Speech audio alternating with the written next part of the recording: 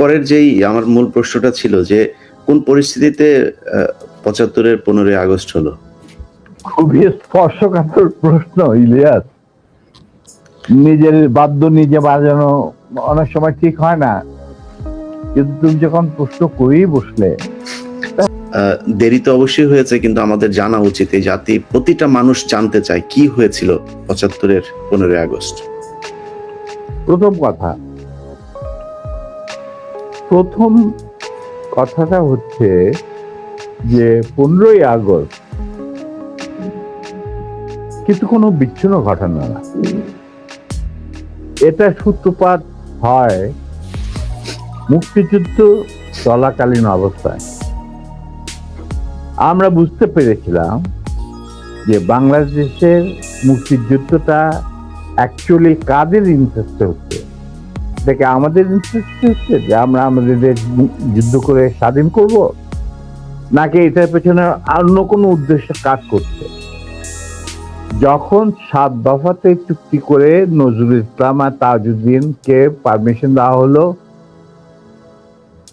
To establish provisional government in Calcutta, এই 7টা clause পড়ে sign করার পর, দস্তখত করার পরে নজরুল ইসলাম সাহেব ফিট হয়ে পড়ে গিয়েছিল যে এটা তো একদম একটা দাস খত, যে আমরা ক্রমান্বয়ে ভারতের একটা করদ রাজ্য, তারপরে একটা অঙ্গরাজ্য হিসেবে অঙ্গরাজ্যে পরিণত হবে বাংলাদেশ, হবু বাংলাদেশ। আর ওই joint declaration between Usmani and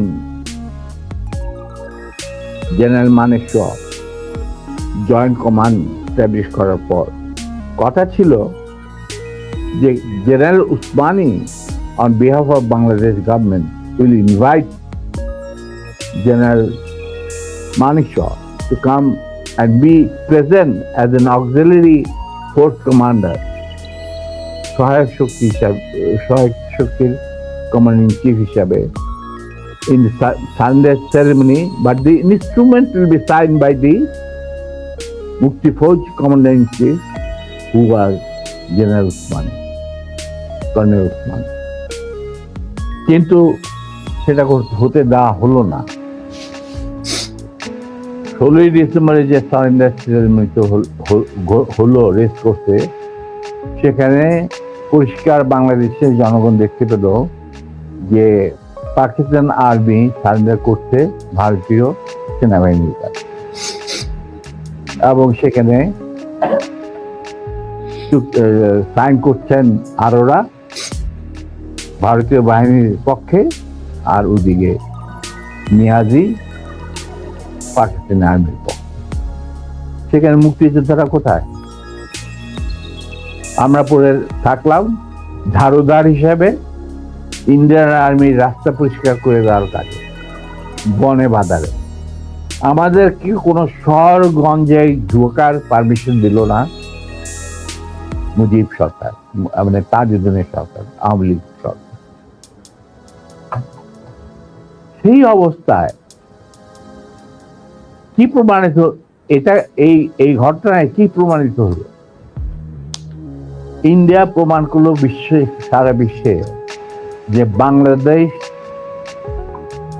জনগণ নিজেরা যুদ্ধ করে দেশ স্বাধীন করেনি। বাংলাদেশ নামক একটি রাষ্ট্র প্রিমেচুরলি জন্ম দেওয়া হয়েছে as an outcome of Indo-Pakistan war, যেখানে ইন্ডিয়া জিতেছে। এইটা হলো ইতিহাসের শুরু।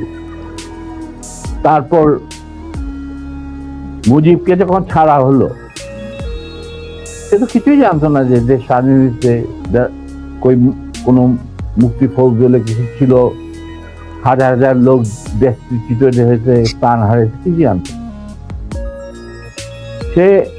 তাকে যখন ছেড়ে দেওয়া হলো, তখন ইন্দিরা গান্ধী তাকে পাকিস্তানে ফোন করে বলল যে ফোন করলো মুজিব ফোন করে বলল যে আমি দেশে ফিরে যাচ্ছি। তখন ইন্দিরা গান্ধী যাওয়ার আগে আপনার সাথে দেখা করে আমি আপনাকে কৃতজ্ঞতা জানতে চাই। তো তখন ইন্দিরা গান্ধী বলল, কৃতজ্ঞতা তো জানাবেন, আপনি ফোন না করলে আমি আপনাকে ফোন করতাম। আপনাকে ঢাকায় সরাসরি আপনি যাবেন না, আপনি নয়াদিল্লি হয়ে যেতে হবে। মুজিব সেটাই করলেন, তিনি চলে গেলেন নয়াদিল্লি, লন্ডন হয়ে। সেখানে কি হলো, যে 7 দফা চুক্তিতে সাইন করার পর প্রবাসী সরকার গঠন করেছিল তাজউদ্দিন আর নজরুল ইসলাম, সেই আওয়ামী লীগ বাংলাদেশে ক্ষমতা গ্রহণ করলো সারেন্ডারের পর। ওই 7 দফা ভিত্তিতে, এবং সেই 7 দফাতে মুজিব স্বাক্ষর দেওয়ার পর ফিরে গিয়ে তিনি ক্ষমতা নিজে হাতে নিলেন। তাজউদ্দিনকে বলল, তাজউদ্দিন তুমি প্রাইম মিনিস্টার থাকবে না, আমি হোম প্রাইম মিনিস্টার। তারপর কি হলো, কোন নির্বাচন নাই, কিছু নাই। ওই 70-এর নির্বাচনের সুবাদে তারা ইন্ডিয়ার 4 স্তম্ভ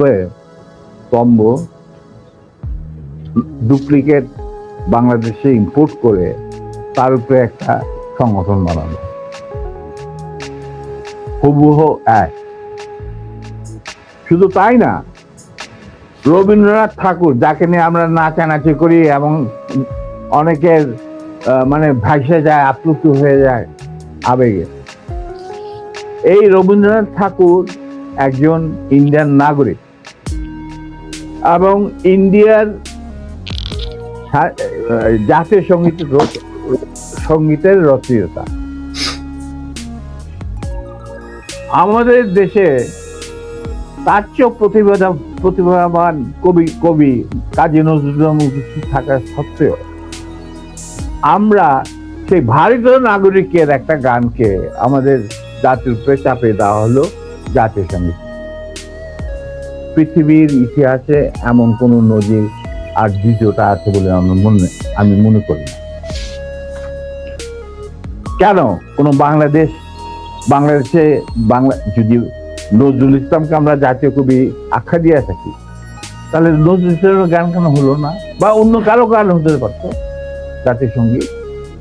ভালো ভালো কবি সাহিত্যিক ছিলেন আমাদের দেশে, কিন্তু পৃথিবীর ইতিহাসে কোথাও নাই যে বিদেশি এক নাগরিকে যে নাকি তার দেশের জাতীয় সঙ্গীত রচনা করেছে এবং আমাদের শুদ্ধ স্বাধীন বাংলাদেশে এসেও আমাদের জাতীয় সঙ্গীত রচনা করতে হবে।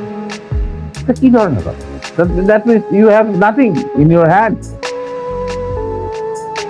তারপর মুজিবকে দিয়ে লক্ষ্মী বাহিনী সৃষ্টি করলো ইন্ডিয়া। তারা বাংলাদেশের সামরিক বাহিনীকে দুর্বল করে একটা নামের মাত্র সামরিক বাহিনী, হাতে লণ্ঠন, করে ঠনঠন, এই ধরনের একটা সেনাবাহিনী রাখবে। আর কারণ একটা সেনাবাহিনী তো রাখতেই হবে, কারণ যে কোনো জাতির মেরুদণ্ড হচ্ছে সেনাবাহিনী। ওই হাতে লণ্ঠন, করে ঠনঠন, আর আসলে তার চেয়ে অনেক শক্তিশালী একটা বাহিনী গঠন করলো ইন্ডিয়া। স্যার, ওই যে 7 দফাটা আমরা তো ইতিহাস পড়ে, আমরা তো আসলে সাক্ষী না, আমরা পড়ে মানুষকে জানানোর চেষ্টা করেছি। আপনার স্মরণ আছে 7 দফাটার কথা, কি কি ছিল ওই দফায়? যদি কয়েকটা গুরুত্বপূর্ণ জায়গা যদি মনে রাখেন। দেখো আমি তো অ্যাকচুয়ালি 7 দফা একদম টোটো এগুলো আমার বইতে লেখা আছে। যারা এটা কেন জিজ্ঞেস করলাম স্যার, কারণ হচ্ছে মানে আপনি তো করতে পারবেন না স্যার, সেনাবাহিনী তো 7 দফা মানলে করতে পারবেন না স্যার। আমার পক্ষে হয়তো এখন রিকালেক্ট করা অফেন ডিফিকাল্ট, কারণ আমার মাথায় অনেক কিছু খেলা করে। দু একটা জিনিস, যেমন ধরো মুজিব এবং তার সরকারকে প্রোটেকশন দেওয়ার জন্য ইন্ডিয়ান আর্মি অবস্থান করবে বাংলাদেশ। বাংলাদেশের কোন শক্তিশালী সামরিক বাহিনী গঠিত হবে না। বাংলাদেশের কোনো স্বাধীন বৈদেশিক থাকবে না। নীতি থাকবে না।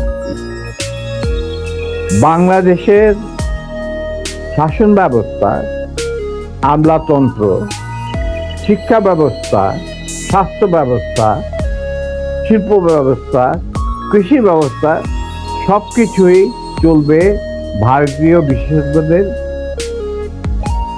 ইচ্ছা মতো। তারা মুজিব বিরোধী কোনো মানুষকে বাঁচিয়ে রাখা হবে না। তার জন্য যত লোক মারা দরকার মারা হবে, যত লোককে লুলা ল্যাংড়া করা হবে, চক্ষু তুলে নেওয়া হবে, মেয়েদের ইজ্জত লুণ্ঠন করা হবে, কোনো সমস্যা নেই। এইভাবে প্রতিপক্ষের উপর ঝাঁপিয়ে পড়ায় 40,000-এরও বেশি লোক মারা গেছে, সেটা সবাই জানে, প্রত্যেককে আসছে। তারপর তোমার আমরা একটা করদ রাজ্যে পরিণত হয়ে গেলাম। কিন্তু সমস্যা দেখা দিল যে বাংলাদেশের মাটিতে যদি ইন্ডিয়ান সোলজাররা অবস্থান নেয়, তাহলে বিদেশ থেকে কোনো দেশেই বাংলাদেশকে স্বীকৃতি দিতে রাজি না। কারণ পাকিস্তান ইতিমধ্যে সিকিউরিটি কাউন্সিল থেকে একটা আইন পাস করে নিল যে বাংলাদেশে কে নিয়ন্ত্রণ করছে ভারত, তাদের সেনাবাহিনীর মাধ্যমে, মুজিব সরকারের মাধ্যমে। অতএব এটা একটা ডিসপিউটেড টেরিটরি, এটা একটা স্বাধীন দেশ নয়। তাই আপনারা স্বাধীন কিভাবে রিকগনাইজ করবেন মুজিবের সরকার? এরপর এই অবস্থায় ইন্দিরা গান্ধী পড়ল মুশকিল, তো আজ মুজিব সরকার। তখন ইন্ডিয়ান সরকার ডিসাইড করলো যে ঠিক আছে, আমাদের সোলজার আমরা ফেরত নিয়ে আসবো, তার পরিবর্তে আমরা জাতীয় রক্ষীবাহিনী বানাবো। তাই করা হলো। তো যে কাজটা ইন্ডিয়ান আর্মি করছিল সেটা পরে জাতীয় রক্ষীবাহিনী করলো। আর কি ধরনের অত্যাচার, অবিচার, কি ধরনের মানে হত্যাযজ্ঞ, গুম, খুন এবং অনাচার, অবিচার মুজিব সরকার করছিল, সেটা খতিয়ান তো তুমি আমার ছিল ভালো জানতে। অনেকে এই বিষয়ে লিখেছেন, সাহসী যারা তারা লিখে গেছেন, আমিও কিছুটা লিখেছি। সেখানেই শেষ হলো না। তারপর দেখা গেল যে সেই সুতিগার থেকে মুজিব কায়েম করলেন একদলীয়, এক ন্যায়তত্ত্ব, স্বৈরাচার শাসন, বাকশাল, এবং নিজেকে তিনি আজীবন রাষ্ট্রপতি হিসেবে ঘোষণা দেবেন সিদ্ধান্ত না। এই বাকশালের মেম্বার সবাই। সেই বাকশাল করার পর মুজিবের শক্তি বেড়ে গেল, তার নিষ্ঠুরতা এমন অসহনীয় পর্যায়ে চলে গেল। ইলিয়াস লুটপাট, মার ধর, চোরাচালান, নকল টাকা ছাপানো ভারত থেকে, এই সমস্ত মানে একটা আমাদের মনে অস্তিত্বই এমন অবস্থায় গিয়ে থাকলো যে মানুষ একদিন মুজিবের জন্য দোয়া করেছিল যে আল্লাহ এই মুজিব আমাদের চোখের মনে আমাদের বাঁচাবে, দেশকে স্বাধীন করবে, বাঙালিদের ন্যায্য অধিকার আদায় করবে। সেই মুজিবের জন্য লোকজন আল্লাহর কাছে দোয়া চাচ্ছিল যে আল্লাহ আমাদের আজাদ দাও, নমরুদের হাত থেকে আজাদ দাও, আমরা তো শেষ মরে যাচ্ছি, সব কোথাও কোনো কেউ নেই প্রতিবাদ করা। এটা তো আমরা যারা সেনাবাহিনীতে তখন ছিলাম, যারা দেশপ্রেমী যোদ্ধা, তারা ঠিক মেনে নিতে পারেনি, তারা মেনে নিতে পারেনি পাকিস্তানের জান্তাদের অবিচার এবং দুরাচার।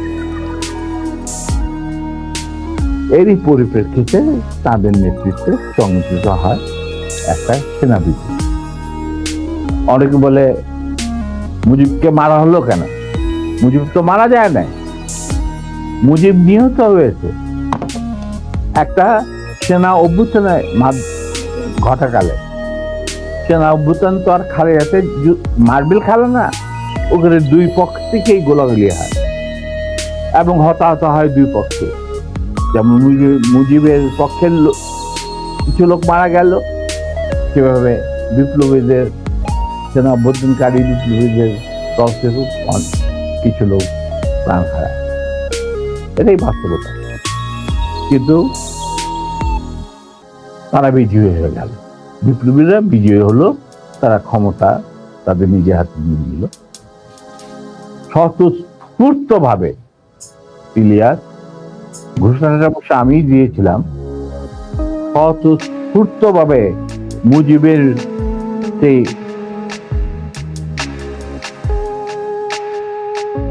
মৃত্যুর খবর জানার পর আর বাকশালের পতনের খবর জানার পর লাখো লাখো লোক, মানে দেশের রাস্তা ঘাট, গঞ্জ, শহর, বন্দর, নগর, গ্রাম সবাই আনন্দ মিছিল বের করলো। আমরা তো এই সমস্ত লোকজনকে ডেকে নিয়ে আসি, স্বতঃস্ফূর্ত ভাবে লোকজন।